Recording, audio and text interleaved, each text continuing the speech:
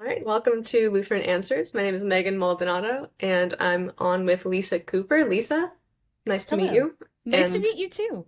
and I'm glad to talk with you today. We're going to talk about you, presumably, and also about this beautiful little volume of poetry, Hasty Corporeal Ink. I'm really excited. Before Yay, I'm so we excited too. before we dig into this, I know you've been on this podcast before, correct? Yes. Yep. Okay, so offer a brief introduction for those who have not yet, for some reason, watched your previous appearance. Yes, I'm Lisa Cooper. I'm most notably married to Jordan B. Cooper, the fellow with a beard who does other Lutheran podcast. Um, The beard, yeah, yeah, I the know. beard, yeah. Everyone knows him from the beard. Yeah, so most notably that. I am a writer by trade. That's what I do. Um, Professionally, I work as a copywriter and marketing specialist currently, but I also do a lot of like freelance writing and editing and all of that good stuff. And I'm a poet. That's why I'm here today, Hmm. because we're talking about that. Last time I was on the program, I was talking a lot about like devotional writing and some of the other fun things that I do. So if you haven't listened to that, you could go check it out. And it would be very different than this podcast.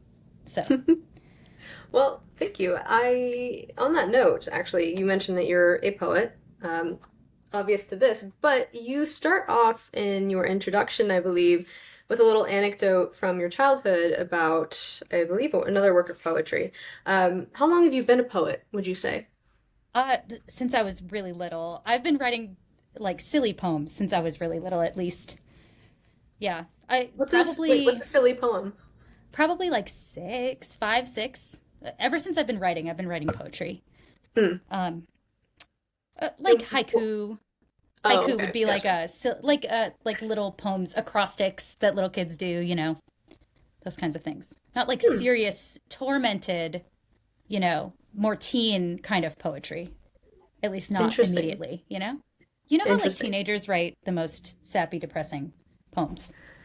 Well, they're the most sappy, depressing people, honestly. It's true. It's true. But would you say that there's like real poetry? Is that when it is dealing with something, let's say, serious? Is it when you get published that's real poetry? Is it when you're using a certain kind of form? You as a published poet, and I'm certainly not a published poet, although I've studied poetry, what would you say is like when your kind of poetic journey began in earnest, I guess? I think, yeah, a poetic journey. Let's see. It began in earnest when I was probably in college. I think I studied literature as well. So we are both literature fans. Hmm.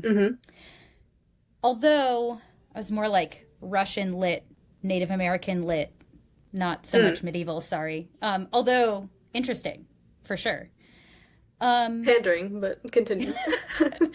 but yeah, that's when I really started diving into poetic forms. And that's when I got really excited about poetry more concretely, I think. I had been writing poetry forever, but I don't think I was doing it with intention. And that's what I think is the difference. Not so much getting Hmm. published, but doing it with some kind of purpose or intention behind it to convey something that is more important than just throwing words on a page and calling it a poem, which I think a lot of young people do.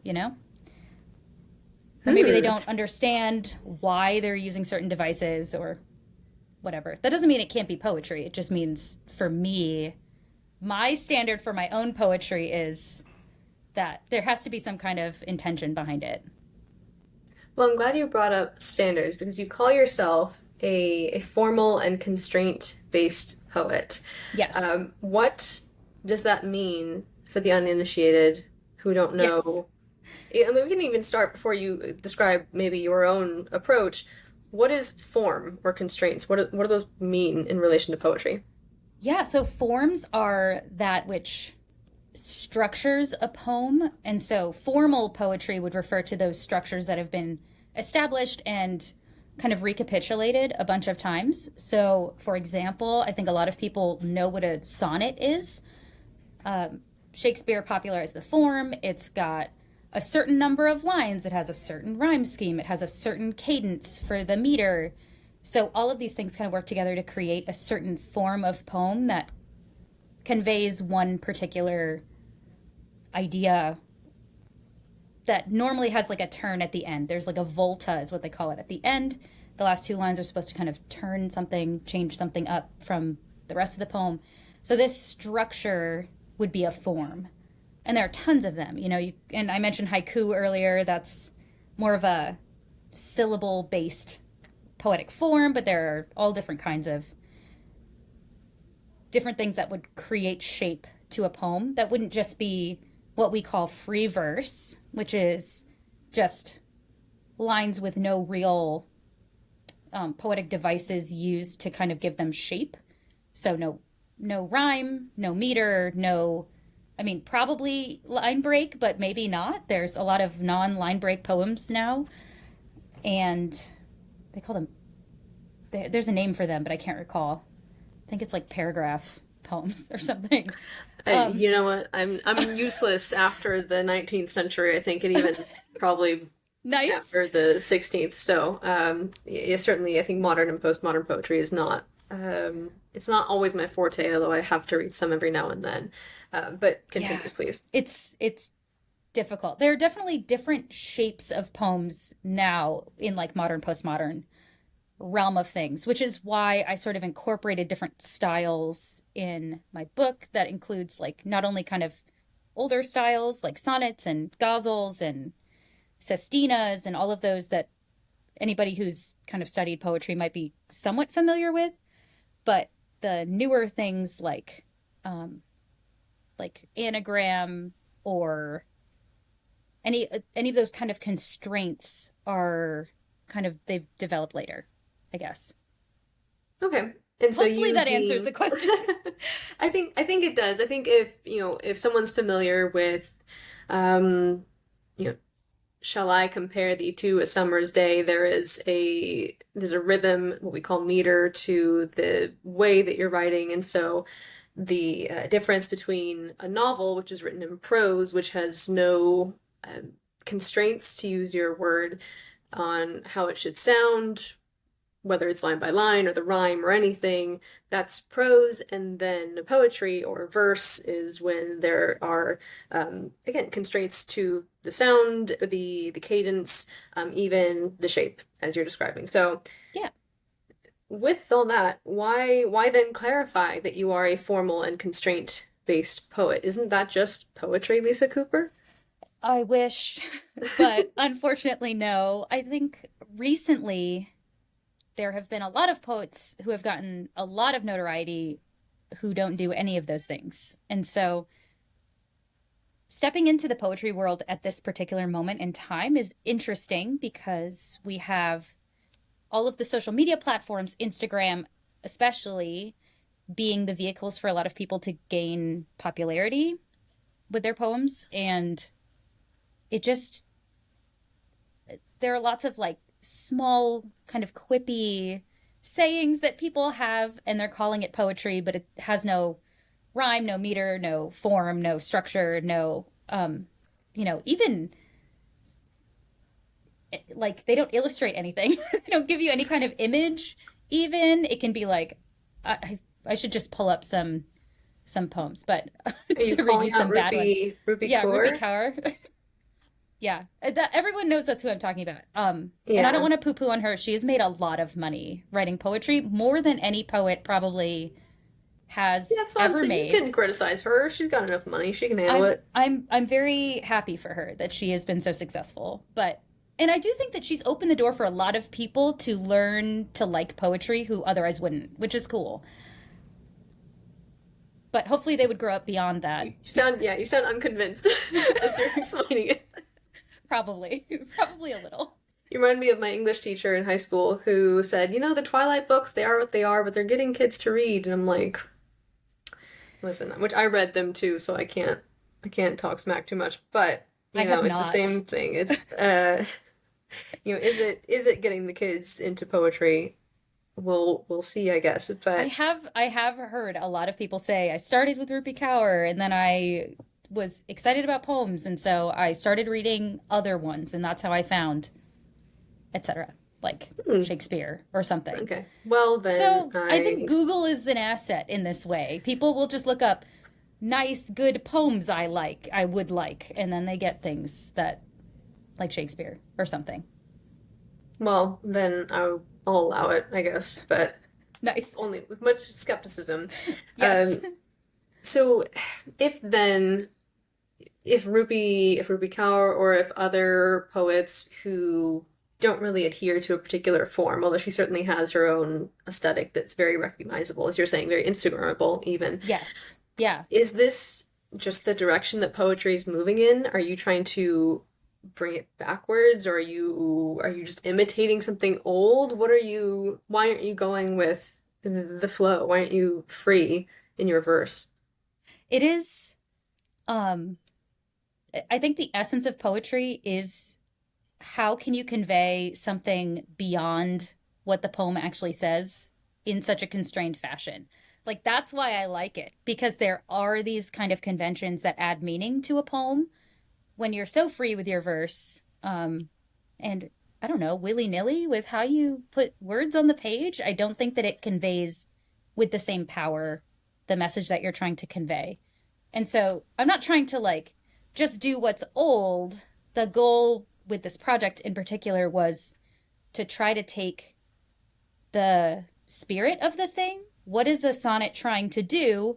And then bring it into modern ideas. So, like, what am I dealing with in my life? Or what is something I want to write about now? And how can I use the shape of a sonnet to help portray that meaning? So I think I use it more, I use these kind of constraints or these forms more in the sense of aiding meaning, that kind of idea of the form and function of the thing, which I'm sure you hear all the time in literature studies. But um, how do form and function inform each other? How do they work together to create meaning? In a world where meaning is so subjective, I think having those benchmarks is really helpful for conveying meaning. So I don't want it to just be what makes people feel stuff. I want to actually like portray something beautiful in a beautiful way. That makes sense to me. I had a professor who once explained why poetry has, especially older poetry, why it has certain rules to it. He gave the analogy, and I'm sure this analogy's been tossed around a million times, but I think it was something like, you can't play tennis if there are no lines in the court. You can't have an enjoyable game, or you can't win, basically, or achieve the thing you want to if there aren't any rules about what you're doing. Um, that said, is there any particular virtue to free verse? I believe you do have at least one poem in here, Autumn. I don't know if it's Yes. the only one, I can't remember, that you do have in free verse. So you do find a utility in it, Yes. unless it's ironic, which didn't strike me as such. Um, No. There's a reason actually why I chose to use free verse for that one. mhm. Um, Please, please. yeah, autumn. It has this. I was trying to evoke like a feeling of falling leaves, maybe. Hmm. So something a little unstructured or a little more whimsical felt appropriate, especially because I'm using this image of a woman kind of like breezing through the door. I felt like that form fit the bill for what I was trying to do. I see. Yeah. And continuing to talk of forms, tell me about this decision to include in the afterword here you have every poem and you list the form. It's mainly just that. I don't think you always say like, here's my rationale for, why I did this. And I suppose that Right. would be up to the reader. Was this your idea to include this afterward, or was it the editor's? How did that happen? No, it was my idea to do it. My goal with this volume was because I was sort of trying out all of these different poetic forms, and it was really this whole project was sort of a harebrained idea of, one day I just was like, I'm gonna write a poem in every style and it'll be fun. And it's obviously like quite difficult. So it took a long time for me to tackle the ones that I felt were necessary for a volume like this. I wanted to make sure I got like one of each major type that I wanted. But the idea is, I think so many people have sort of lost that appreciation that I feel when I read a poem and I go, "Oh, that's a whatever." Wow, that was masterful. And I do you know Sherman Alexie? He's a Yes, Native he's American an writer. indigenous, yeah. Yeah. Hmm. He has this incredible memoir called You Don't Have to Say That You Love Me, and it's about his mom. And in the memoir, there are all of these poems kind of wrapped in throughout the narrative, and you have these just stunning poems, like kind of woven throughout. It's beautifully done. That book made me cry probably more than any other book. It was great. Highly recommend if you want to cry. But the as I was reading, that feeling of going, oh, that's like a whole series of haiku, or oh, that's a villanelle, and he's kind of shaped it differently, or whatever, for the purposes of getting at a certain meaning in his book. And I remember feeling like it would be so cool if everybody who read this book would know that that's what he was doing.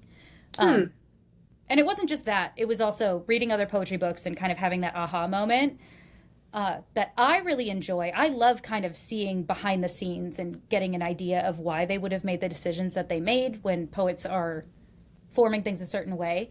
And my goal with this book, because I figured a lot of people who vaguely know me on the internet might get this book and read it, who maybe have no access or understanding of poetry at all, I thought having a little key in the back might be that like little hurdle, get them over the little hurdle so that they'll be like, oh, I kind of sort of maybe get it. Or I really liked this one poem and I didn't like anything else, but they could at least look up more of those and kind of start that path toward loving poetry, I hope. I think it's helpful, and I agree. I think that a an obstacle, whether real or imaginary, to reading poetry or getting into even older poetry, whatever older means, anything with a form, maybe. I think an obstacle can be that there's maybe also pressure to get it or not. Like there's not just to get the form, but also like what's the meaning? What did the poet intend? And there's maybe even more than with a novel. I think poetry feels can feel high stakes. Like there's something a little more obscure about the meaning, and like, oh, I need to figure it out, and it's too hard. Like, let me go read whatever else. So I think the afterword was welcome. I don't. Admittedly, I don't pick up a ton of modern books of poetry, so I don't know if everybody's doing this, but I think it's certainly a No, good idea. no, So but you're innovative in that way. I, yeah, I just really wanted to do it. And then actually, within the last few years, I've sort of, I found other poets that have also done it. So it's not totally an innovation of my own. Mm. But it is something that I thought of a while ago and decided I wanted to do with this book before I had seen other people do it. So other people do it though, but not, Oh. it's not pretty regular, I guess. I think And are more in the you realm of the formal and constraint based poets tend to do it. Makes sense. Makes Yeah. sense. Are you reading, and would you recommend any other contemporary poets? Because you did have a little bit of skepticism about some modern and postmodern poets earlier. Are there any that you would recommend? Not that we're not recommending you, because we're recommending that everyone go out and buy the book. But in addition, once they're done reading this and buying 5 copies Right. each, who else should Yes. we read? My very favorite is Anthony Etherin, and he actually wrote an endorsement on the back of this book, which was Oh. the coolest and most exciting thing. So Anthony Etherin is a formal and constraint based poet, but he is just absolutely masterful. Like I don't think there's anybody who even touches the kind of stuff that he can do. He writes palindromes, whole sonnets that you can read forward and backward by letter or by double letters, or by Mhm. series of letters. He does all kinds of really interesting things. So I highly recommend his books. Slate Petals, also a palindrome, Hmm. and Knit Ink. Those are his two bigger volumes. Fabulous. A lot of the really great poets that I've found in that kind of world are published by Peneract Press, which unfortunately I think has gone under recently, but they yeah, there are lots of other really great poets. There's one that I reference in my afterword, Greg Hill, also. He's fabulous. There are, yeah, lots of different people. If you look up Peneract Press, you'll be able to find a lot of them that I really like. Okay, so modern poetry is not totally dead It's then. not. It's not. Okay. There is this resurgence of people who are really doing this kind of, I don't know, revivalistic almost. Hmm. Uh, Formal, excited about formal poetry, but are not also stuck in it has to be exactly the same. You Hmm. see a lot of that. I don't know. Maybe that would be more retrievalistic. The people that are like, I'm going to write a bunch of formal poems, but I want it to sound like old poems, and that's it. Hmm. There's that a lot. I think you see that more in Anglican and Catholic spaces, especially Usual like suspects, yes. yes. So as I love them too. Like, but I like that innovative twist that a lot of the more constraint-based folks are doing as well. So other modern people that are fabulous, Malcolm Guite, I don't know if you are familiar with him. He is Mm-mm. a modern sonnet writer. He does a lot with Keith and Kristen Getty. So like I saw him perform a poem at the Keith and Kristen or the Getty conference. That's what it's called. Hmm. A couple years back. He does lots of cool things. He has a YouTube channel as well you can check out. Um, and then there are people like Dana Joya is amazing, but he is actually more of a free verse type, but he uses meter. So he's got his toes in both worlds Hmm. Okay. almost. Um, James Matthew Wilson, he is a huge proponent of poetry needs to have constraints. He's written books about that. Benjamin Meyer, yeah, these are all like kind of contemporary folks who are doing this same realm of things. Okay. Now, I'm curious, and maybe you don't have the answer, but I would love for you to speculate. What do you think is driving this resurgence, I think you said, or this maybe mini renaissance of formal and constraint-based poetry? I mean, you could speak to your own interest, but you also had to get published. So you got published for a reason. It's getting published elsewhere for a reason. Why do you think that might be? I think it's a natural pushback to the postmodern kind of overtaking of all things in academia. So if Hmm. you go to any kind of MFA program, you're going to get postmodern readings of poems. And uh, a lot of the more formal poems are kind of discounted and it's colonialist or Hmm. it's just old white men, so who cares? Those sorts of things. But you get poetic forms in all kinds of different cultures from all over the world and all spanning all throughout time. So I don't think that that's fair. But I do think that it's a natural pushback against that. Poetry is meant to be an authentic presentation of who you are. That's sort of what we're hearing from these postmodern people. Poetry is this act of self expression, it is a place where you highlight and process your own internal emotions and internal trepidations of whatever. But there's this pushback saying, no, poems can just be beautiful. They don't have to be this like self authenticating thing. It's cool if it does that, I guess, but it doesn't have to be, you know? If you look at all of the poems that have won awards, like in the last few years in like the major publications, they're all, you know, politically motivated, all kinds of like race forward, sex forward things. They're not necessarily grappling with the human condition or things that are kind of more substantive that I think you get in a lot of the older formed poems. Well, some might argue that to grapple with issues of race and sex would be dealing with the human condition. So how would you respond to that? Yeah, yeah, to some degree. but a lot of them are doing only that Hmm. or celebrating the dysfunction, if that makes sense. There's a whole movement that got really popular maybe 10 years ago called Flarf. It's like a whole poetic movement. Stop, you're making Um, this up. I am not. You have I me am on. not I'm gonna making look up this up. Flarf. Um, You got me Googling it like a fool. I'm gonna find that's it doesn't good. exist. Okay. And it is a celebration of all things disgusting, essentially. And so these poems are focused on everything that is the most atrocious. I have a whole anthology on my bookshelf over here of So Flarf. you've got a celebration of Flarf, have you? What Yeah, the thing that you just said was disgusting that you're it was going so to bad. read?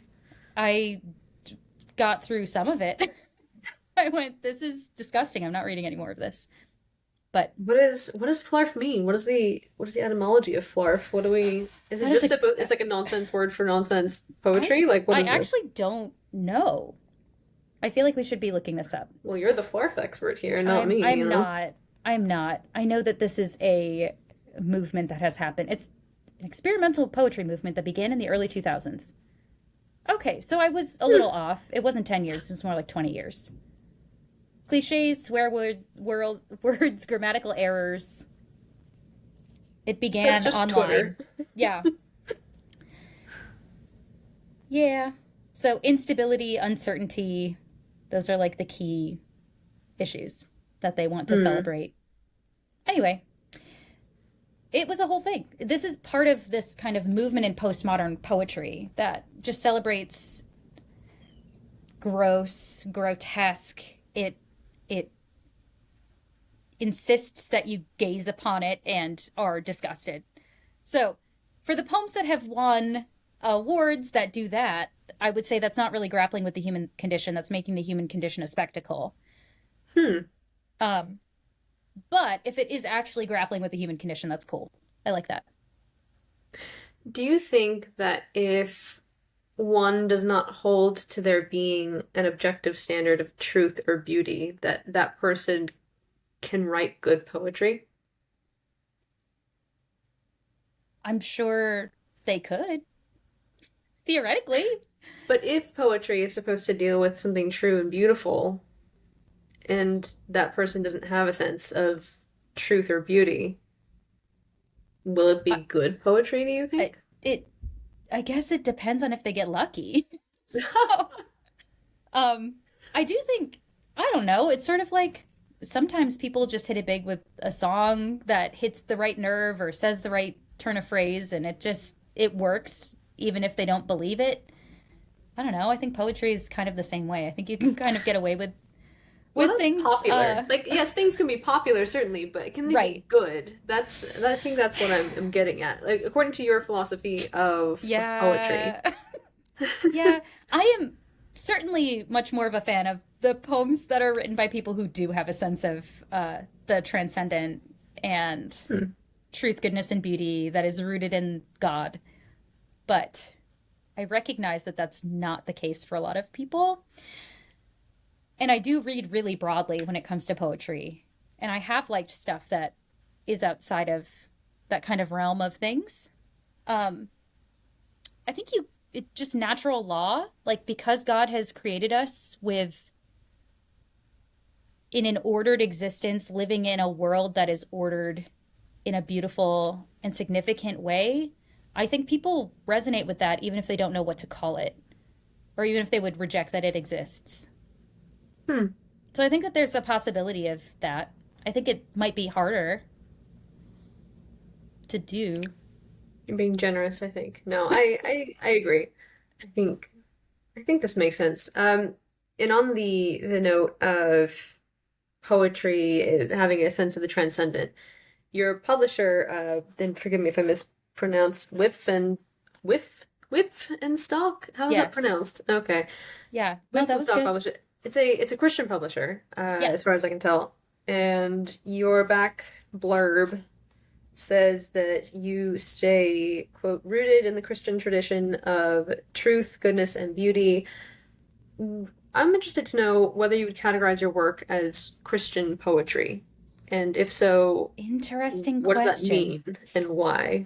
Great question. I did not say that this was a book of Christian poems because I do think that there's a difference in writing poems that are rooted in that tradition and writing Christian poems. So to me, if I were to call my poems Christian, I think that would communicate to a lot of people that they need to have some kind of significant theological theme throughout the whole thing, or be making some commentary on a Bible passage or something.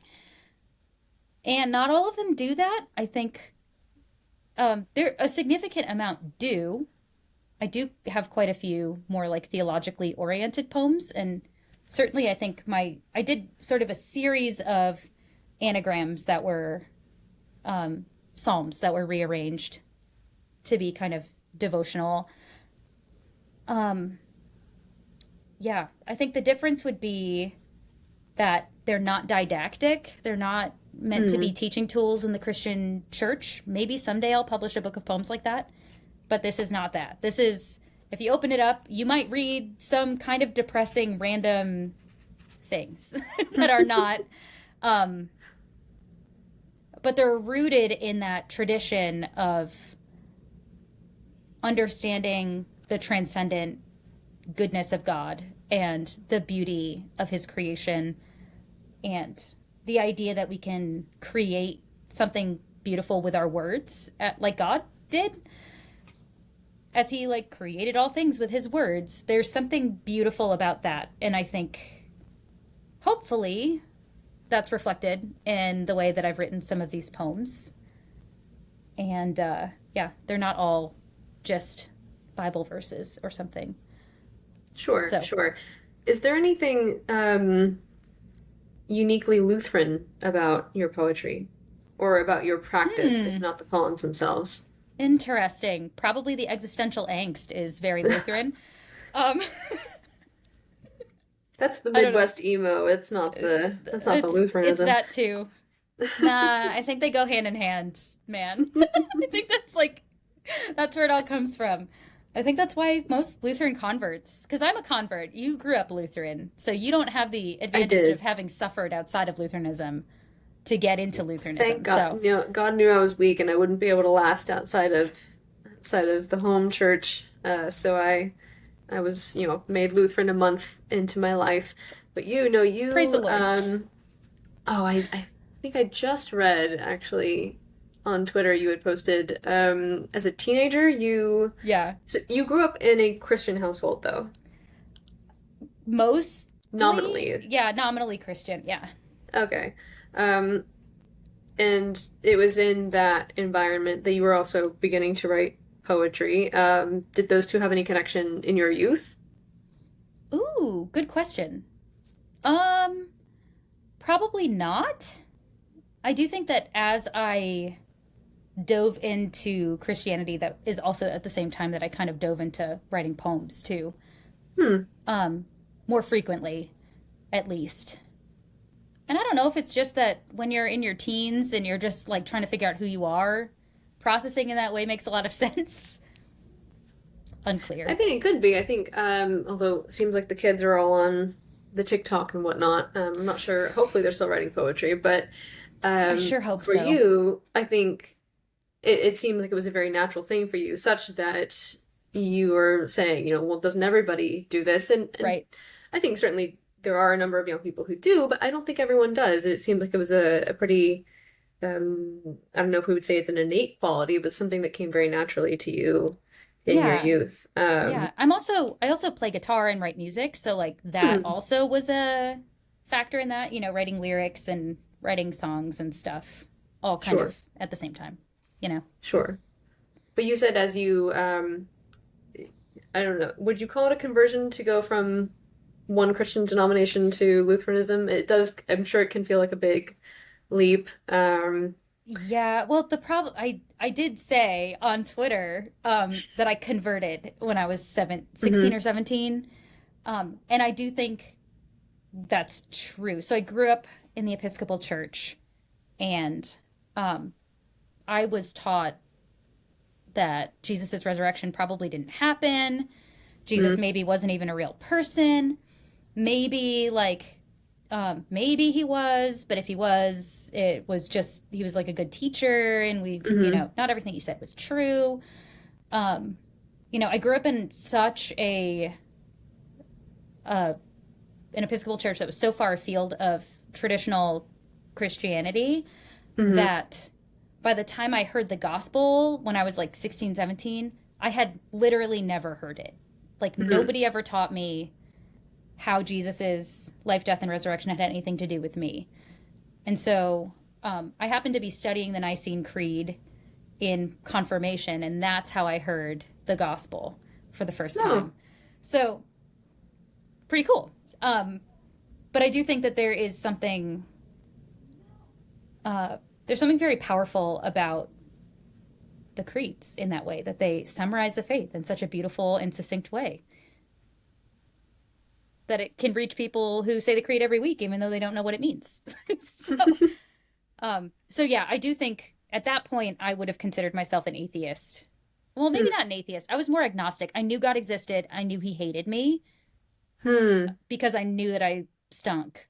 So I was like, "There's no hope. Life is Was that meaningless. in a Existential dread." was that a kind of self diagnosis that Yeah, you were so terrible? Okay, yeah. this was not something that you were hearing because based on the church you're describing, it doesn't sound like you were getting lots of heavy law No, not either. at all. No, Yeah. no. This was a. I'm looking around at the world around me, and I see so much brokenness, and I see so much despair, and nothing is the way that it should be. And I see that reflected in myself too. Hmm. It's actually Dostoevsky who really communicated to me the weight of the law. I Hmm. wrote about this in an article for Mockingbird a long time ago, but basically I was reading Dostoevsky at the same time that I was in this confirmation class, Crime and Punishment, and Hmm. in Crime and Punishment, the I assume you've read it. Been a while, but yes. Yeah, Hmm. but the guy, the main guy, kills someone, and he's Hmm. like running away. This is Yeah. the moment I realized that I was terrible, like deeply terrible, was when I was rooting for him to get away. And I Hmm. had this realization, like, what is wrong with me? Um, and later that week, I heard the gospel. So God worked that all out, which is really cool. That reminds me of the kind of impression that one gets of reading Milton's Satan in Paradise Lost. That, and I think people characterize him as being like, oh, well, Milton wanted him to be, so persuasive and compelling, and it's like, yes, but not in a triumphant way. I think you have this incredibly charismatic figure, and that's one interpretation. I'm actually rereading C.S. Lewis's Space Trilogy, and there's a very different depiction of Satan there that's also interesting. But um, yeah, you when you find yourself getting wrapped up and enamored with evil, it's a subtle but I think very effective way of pointing back to your own sin of like, why am I sympathizing or empathizing with this figure who is so blatantly, obviously bad, and yet I still want him to succeed. What does that say about me? Exactly. So, I think, 'cause these are examples of prose. Well, no, Paradise Lost is poetry, but different ways that literature can be Christian, as you're saying, without necessarily being explicitly didactic or Right, always having to mention, Christ's name every 3 lines or something. right. Um, but you were saying that so you convert to Lutheranism, you get more into poetry. Um, were you writing lots of, let's say, Lutheran or Christian poetry then? Did you connect that these two things were kind of converging? What was that like? No, not at all. I now that you're pointing it out, I guess. Um, I just think that that was such a formative time in my life in general. I was, let's see. Yeah, because I became a Christian, I would say, when I was like 16, 17, when I heard the gospel, but Hmm. I didn't become a Lutheran for another year and a half or so. Hmm. And in that time, I read the Bible through and sort of came to Lutheran convictions through reading the scriptures. So the joke is that I became a Lutheran from reading the Bible. And it's true. It's not really a joke, but it sounds kind of ridiculous. But at that point, I feel like my 18th year was really this moment of like, I've sort of figured out who I am, and that's like just how I'm going to be. That's when I met Jordan. That's when I became a Lutheran. That's when I started writing poetry all the time. It was sort of this confluence of I just kind of like what I like, you know? And I don't need to change that much from there. So, everybody who knew me in college, like I still like all the same things. So, I don't know. Did you find that writing poetry, actually, before I ask this, were you showing this poetry to anybody or was it all just for you? Oh, I mean I've published poems since then. So, like in the literary magazine at college. So I did some of that. I did a lot of like obviously studying poetry in school. You show stuff to people or you turn assignments in. Um, I played music mostly. So I like did a lot of shows around campus, the local coffee shop, whatever. So people heard a lot of my music. That was sort of the way that I shared stuff more broadly, I would say. Okay. But yeah, yeah. So I was sharing it pretty broadly, actually, at that point.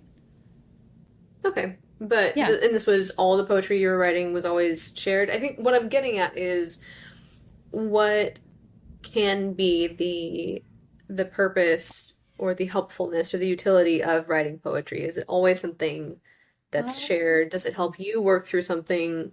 Does it need an audience? Because you were talking earlier about this should communicate something instead of, let's say it's not shocking, it's not just for gross insistence upon itself, to borrow the Family Guy yes, criticism. exactly. Um, but it should communicate something. Can that just be for you? Are there poems that are just for you, or should there be an audience to something that you're writing?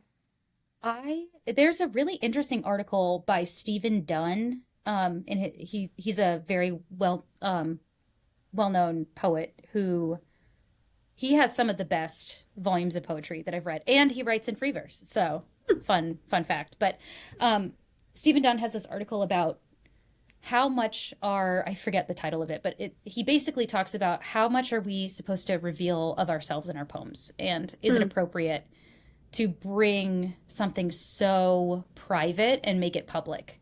And at what point is that appropriate? So, for example, if you have something tragic and horrible that happened to you, bringing that into the public view through poetry, is that appropriate? It's a really interesting little article, but he sort of comes around to like, no, it's like not always appropriate to do that. And I think a lot of modern poetry does do that on purpose because it's this like celebration of victimhood that kind of drives some of that. Hmm. Or the celebration of the grotesque. That's also part of it. I do think some poems that I've written will never have an audience because they're too private. Like I tend to not be a very public person. I tend to be more private with a lot of things. I feel like a lot of my poems are a little bit, I don't know, arm's length away, maybe. I think that is Hmm. part of the part of the thing of using forms is that it takes that personal step back. So you're not just, this is my confessional. Um, I think people use poetry for that. And I think that that's good if they feel like it helps them process things. But I don't know that it's necessarily always for public consumption. So yes, there are plenty of poems that no one will ever read, except for me, probably. Maybe whoever goes through my effects when I pass away. but um, but like there's I I struggled with this a lot actually when I was putting together this volume because I do have some poems about my mom dying like in this volume.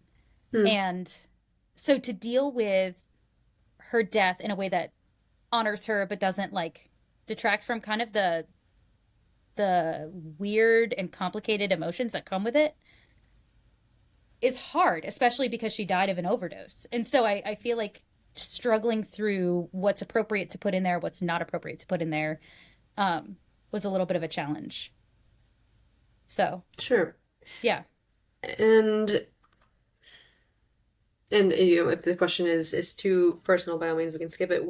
How do you determine that line? So I guess in a more vague sense, rather than dealing with this specific issue, how does one determine what is good to put in. And this also, I think, touches on my question earlier of if you don't have a sense of truth or goodness or beauty, can you write good poetry, or is that complicating it? So how do you know what's too much? If this is also something that you're doing as an exercise to communicate some maybe deep feelings of the human experience. What's too much of the human experience for poetry?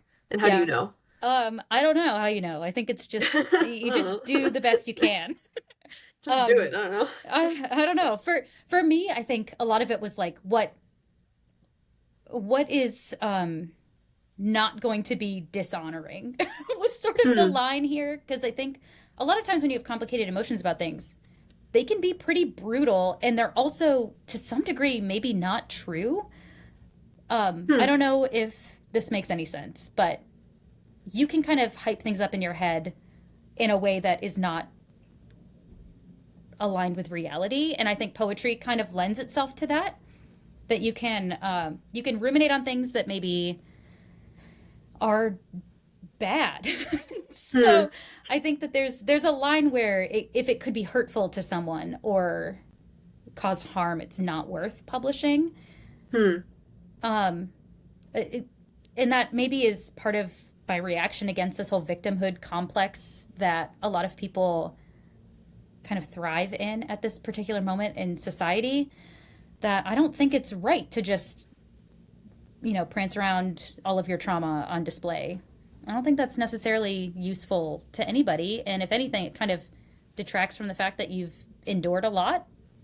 Um, it doesn't Very necessarily. anti-mental health of you. No, mental health is great. I love it when No, people have Lisa good mental Cooper has health. stated that she's anti-therapy and anti-mental health. Absolutely not.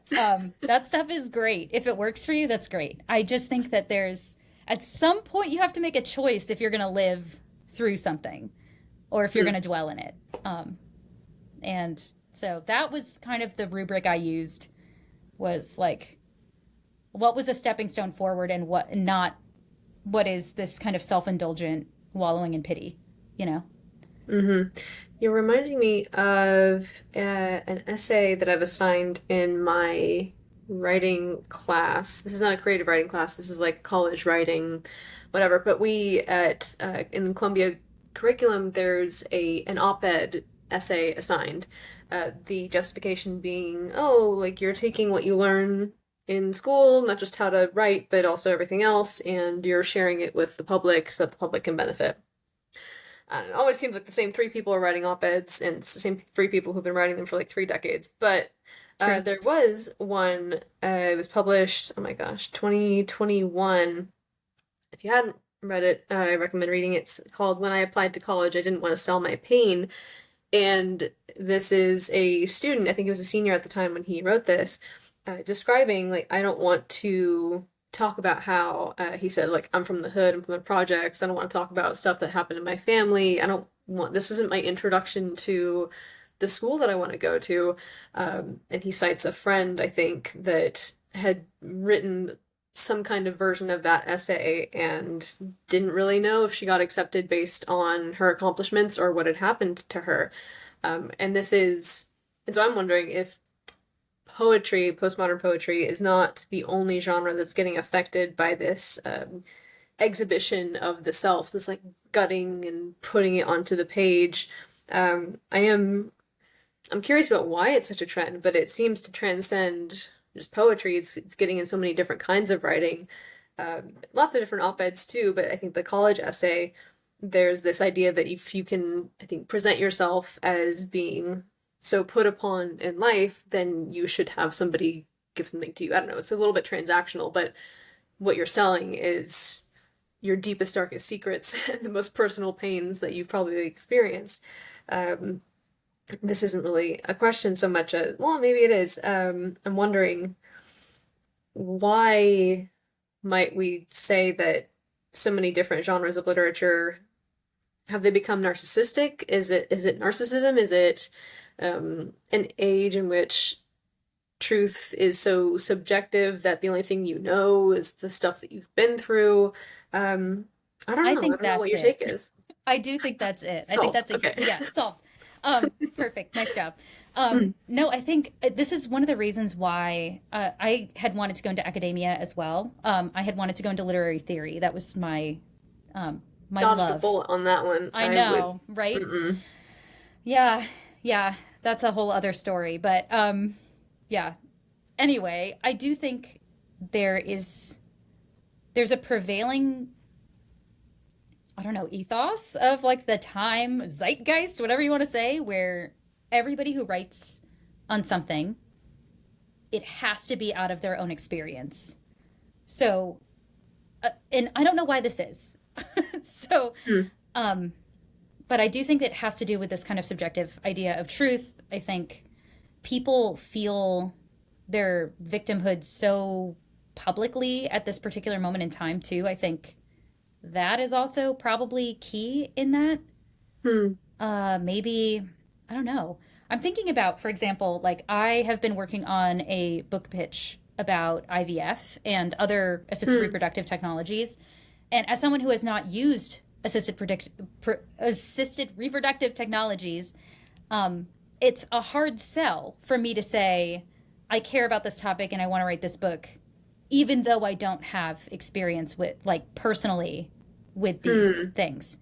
It's a hard sell. With publishers, they're like, but you don't really know enough about Hmm. it to write about it because you don't personally know. And so I think lots of things are like that. Academia is like that. Um, I one of my main frustrations with being a woman who writes in the church is that anytime anyone asks me to speak anywhere for any reason, it's always about women in the church, which is great. Like Hmm. it's a good topic. I'm happy about it, but um, I shouldn't have to be an expert on that just because I'm interested in theology. Yeah. No, And yet here I am. yeah, you see that reflected, like you're saying, in academia, where it's, and I spoke in undergrad with a female professor once, and I asked her, I was like, do you often get pigeonholed as being like, feminist reader of whatever? And she was like, yeah, she's like, I don't do, it's not my thing, but there's a kind of pattern now. I don't know what it is, if the only kind of epistemic assurance that you can have is that you know what you know from your experience, and maybe there's a fear of appropriating somebody else's experience. I don't know, but That's it. you That's it. you do find anybody who's a scholar of like queer literature, queer studies, they themselves identify as queer. Black studies, usually a black person, except there was that joke on, what was it, SNL. There was like a professor from BYU, and he was like a white guy who does black study. Anyway, old skit, not Yeah. funny to describe it, but Yeah. it's the same kind of standard. Except I have found that in medieval anything, you don't find anybody who's explicitly well, definitely not medieval, but you don't find anybody who's explicitly religious. I have met some people who were Jewish and like maybe practiced a little bit. Not super. I don't think I've met any Orthodox Jews in the field, but I'm sure there are somewhere. I also do, English medieval stuff, so you wouldn't have maybe a ton of Jewish scholars in that field. But that seems to be kind of the exception. You don't find people who are working on very explicitly theological material in literary studies, I should say, who are themselves actually practicing some kind of Christianity. That's the one big weird exception that I found to the rule of people work on the things that they relate to. Um, That is Probably really because they're, interesting. yeah, I mean, there aren't a ton of, especially at higher levels of academia, at like the R1 research institutions, you're not going to find a ton of people who are very vocal Christians, honestly, like not in my experience. Yeah. I do wonder how much of that is just Christians aren't seen as being credible in academic fields in general. Yeah, I think that religiosity, like actual Orthodox religious adherence of any stripe, but I think Christianity, especially at least in the States, is seen as unacademic. Yeah. But my experience is that the going assumption amongst people, and like hearing this at conferences, is that people just assume that everyone else is secular, like everyone else is either agnostic or atheistic. Um, it's not like the God's Not Dead movie where it's like I'm gonna bully you into not being a Christian. It's just the going assumption is that you are not. Yeah. Um, I remember.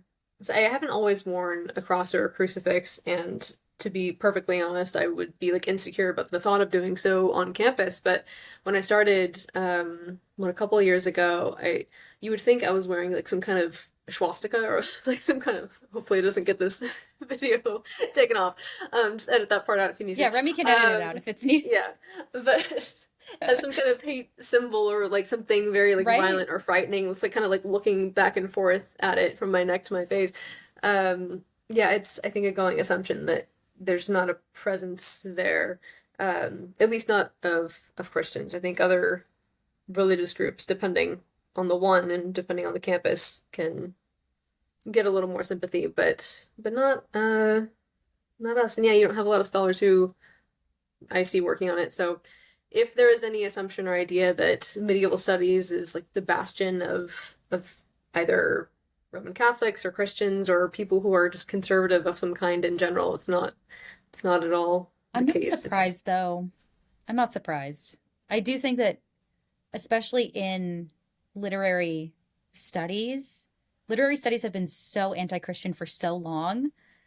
And I'm thinking particularly of like, as you start with literary theory kind of being the highest, more esoteric approach, mhm. those have been so inundated with postmodern critical theory, Marxist critical theory, feminist critical theory, queer theory, all of those things have become the prevailing ways of reading texts. It makes sense that Christians aren't engaging in those spaces as much because you would be expected to engage in those Mhm. ways, and that might not be what they want to do. So, Yeah, and there was some trend of like, oh, are we post theory? Are we doing what? I'm like, I don't think we're post theory. It's just getting into like further spirals of different like micro theories within theories that we don't even recognize as being theory anymore, or being a weird way of reading.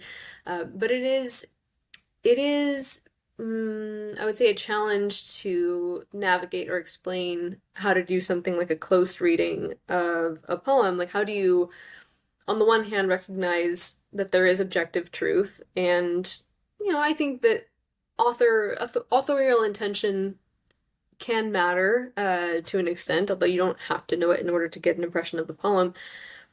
But on the other hand, it's like, okay, there's objective truth, but there are different people reading the same thing and they're walking away with different stuff, and how do you account for that? So, I think returning to your poetry, um, is there a specific way you would have your readers, who everyone I'm sure has read this by now, but in case anybody has right.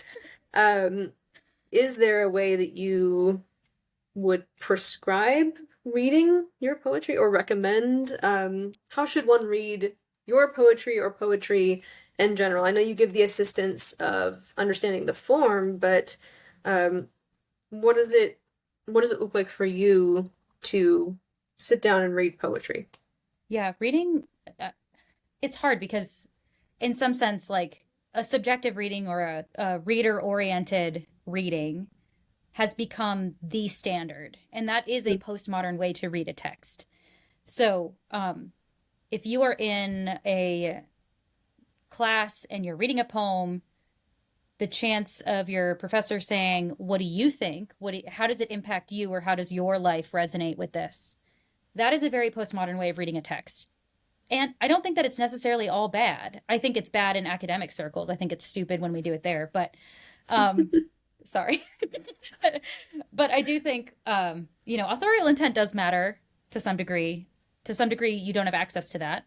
So, yes, that's true. Um, but I do think that that's why form matters so much to me. And I recognize that this is probably because I'm more biased toward like new critical method when it comes to reading close readings of poetry, that understanding rhyme, understanding meter, understanding line break, and all of the other things that are going to show up in poems, having an idea of what those things mean and what they function like is going to impact how you understand a poem. Uh, all of that to say, I don't think that should be prescribed by any means. I do think it's a tool that you can use to understand maybe something sneaky or fun that I was doing in a poem. I think it's kind of like funny if you see something and go, "Oh, that's like clever." That's the thing I want people to come away with at least once when they read something in this book. But yeah, so I wouldn't prescribe something. But at the same time, I do think that there's hopefully something more than just, I identify with this.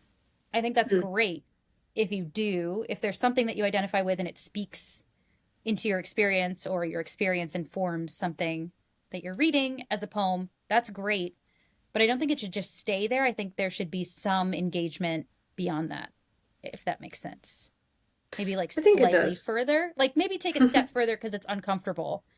Yeah. And that's Yeah, why I put the so afterword there. Because I want people to take that kind of step to say, well, what is happening? Like beyond just my experience of the poem. sure. Yeah. So sitting, giving yourself time to read, to reread. And for anyone who has not read poetry or isn't in the practice of it, it's not, I wouldn't advise reading it like a book where you finish one poem, you move on to the next one.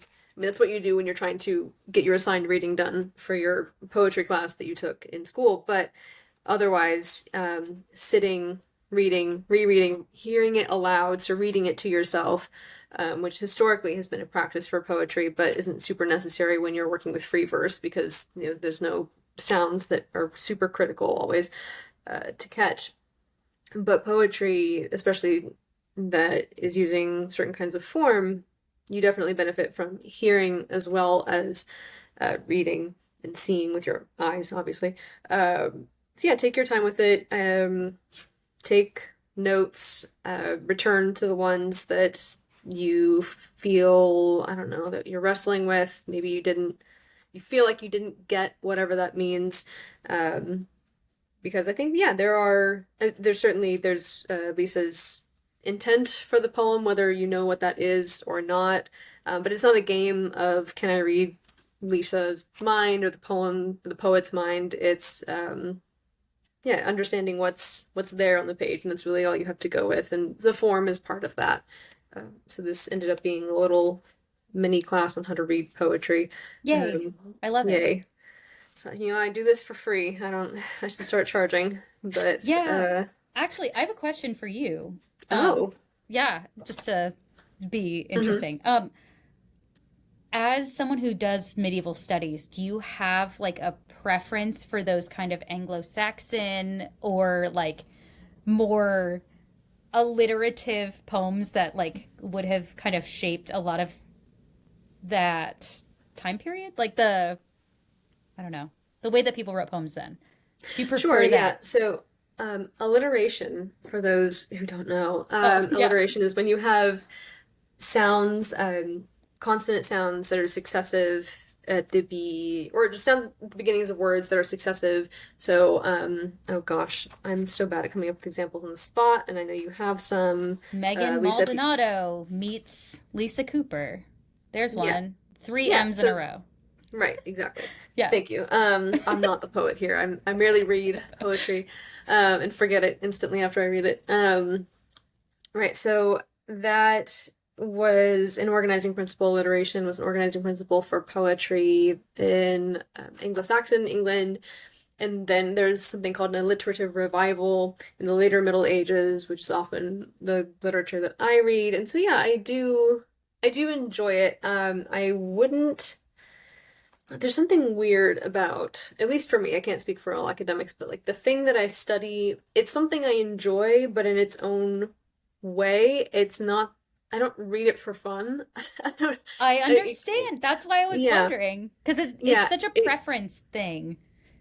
And like I enjoy it and appreciate it, but for me, there has to be a difference between what I am doing for my work and then what I'm doing for pleasure. And yeah, so the poetry that I enjoy, like I've enjoyed Milton, even though I've kind of quasi taught it. I don't know that I've ever gone back and read Milton. Um, so I really enjoy the metaphysical poets, which are later and beyond my period. Like I would say, like that's my actual personal favorite to read. But I have such a love and fascination and appreciation for medieval poetry And the romances that I read are often also in verse, so it's a long narrative that reads kind of like a novel, but it is still a form of poetry. Um, so I enjoy it, but yes, so I appreciate when I see, especially alliteration. Normally, I think people, when they hear poetry, they think rhyme. That's the thing that makes it poetry. Um, Alliteration is vastly underrated, but I agree. There's actually yeah. this whole new like alliterative revival that's happening right now. Another one? We're only, what now, like Yeah. 600 years No, for it's a however many, thing. 700? Oh It's a my thing. There goodness. was a on NPR recently. There's a feature, one of those like academic minutes about it really recently. Hmm. There's this big A new revival. alliterative revival? I must look into this. There is. There's a Christian fellow named Paul Dean who runs a website um that Not to be confused with Paula Deen, presumably. correct. Let Okay. me hold on. Wait. He's currently doing an alliterative translation of Sir Gawain and the Green Knight. It's really cool. Oh, You would like it. Uh you know what? I wonder, is it alliteration dot I don't remember what it's called. Hold on.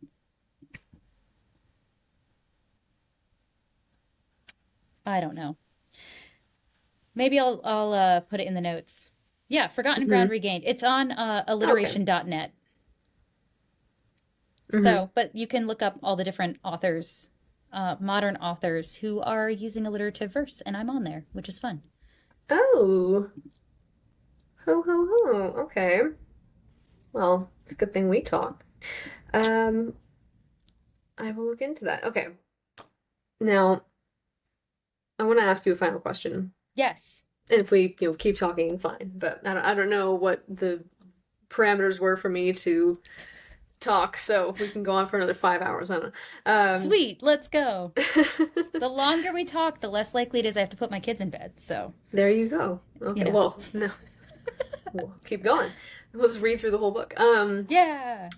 So you have had, and you continue to have many vocations in your life. You have mentioned you're a wife, you're a mother, you've been a student, you've done, marketing, editing, you've worked in women's ministry.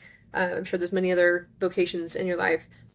Which would you say has influenced your poetry the most? Hmm. Great question. And I don't know that I have a great answer. Because I think shape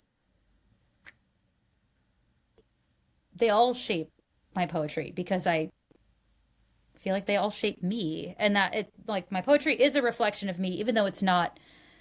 I kind of rail against this whole idea of, you know, only self-expression in poetry, but I do think that poetry does kind of capture something about a person that you wouldn't get necessarily in other ways. Um, yeah, I think becoming a becoming a writer and sort of getting into the discipline of writing all day every day probably practically in a practical sense has shaped my poetry the most because it's given me that discipline to sit down and do stuff. So probably that, but at the same time I think if you're talking about like thematically, certainly studying the scriptures has been the most formative thing of anything I've done, either as a student, as just a general church member slash in ministry with young women. Like I do think being entrenched in scripture has shaped me more than anything. So probably that. Though I know, like, I do have some cute poems about my kids in this volume. Mhm. Like they show up a little bit in there, but at the same time, I feel kind of guilty because it's always the really beautiful, good things in your life that are just kind of maybe taken for granted, and you're not necessarily writing poems about. Hmm. um, yeah, so I don't have a ton of like lovey-dovey poems about my husband in there, even though I love him very much. Obviously, I I'm think kind of you have annoying at about least him. one. I think I'm kind of annoying about him on Twitter, but I I've do never love gotten him a that lot. impression. So No, I don't. You've never struck me as annoying. And cool. I must have missed the tweets you've written about him or posts, excuse me. Oh I think gosh. you have one about him, I I'm sure. I think do. it's inspired by Nee Cummings' poem. I'm gonna find it. Just when I need to Mm. find something. Um, Oh, see that was more of a like it's harebrained. it's a little flirty, dare I say, erotic. Are you Yeah. allowed to write erotic poetry and Yeah. be a Christian woman? Yes. Yes, indeed. Okay. No, but there are those like studying and watching time. Those two are probably more on the nose. Hmm. Um, yeah. But anyway, I do think that there is some like those things influence my poetry in that they influence me, but like those vocations, but I don't think that they've been like as concretely practically, impactful as just like writing all day, every day. Very practical answer. I stole the question from an old interview that I found of Robert Frost, and he said that being a farmer had influenced his poetry the most. That So makes a lot of sense. do with that what you will. I don't. Robert Frost was my mom's favorite. Oh, So when she wrote poems, it sounded very much like Robert Frost, like the same kind of like cadence and rhyme scheme and all of that. I think it's very charming. fabulous. Yeah. And Anyway, well, I think we could talk a lot more, but I don't want your children to be robbed of you. So, it's fine. oh, that's fine. We've got a couple poems in here anyway, so. Well, thank you, Lisa, for your time and for answering my questions. Yeah. And Thanks for having me on the program. That is your of course, program. this is my show that I Yeah. made and sustain. All right. Thank you, Awesome. and look forward to talking with you sometime in the future. Awesome. Thanks. Mhm.